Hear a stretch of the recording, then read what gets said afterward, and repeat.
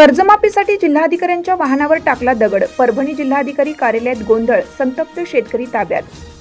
शेतकऱ्यांना न्याय द्या, कर्जमाफी करा अशी आर्त हाक देत एका संतप्त शेतकऱ्याने जिल्हाधिकाऱ्यांच्या शासकीय वाहनावर दगडफेक करत समोरील काच फोडल्याची धक्कादायक घटना मंगळवारी दिनांक 28 ऑक्टोबर रोजी दुपारी 3:30च्या सुमारास परभणी जिल्हाधिकारी कार्यालयात घडली.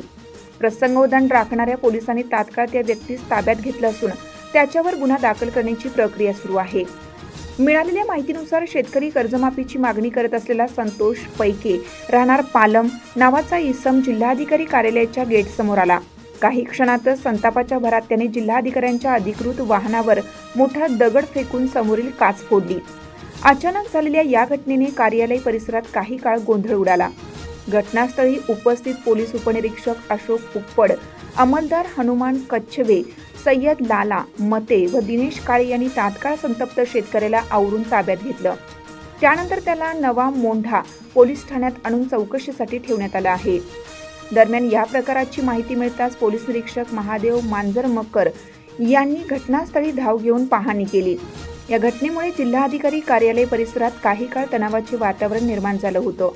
शेतकरी कर्जमाफीचा प्रश्न अजूनही प्रलंबित असताना संतप्त शेतकऱ्यांचा हा संताप व्यक्त करणारा प्रसंग प्रशासनाच्या दखलपात्र ठरत आहे.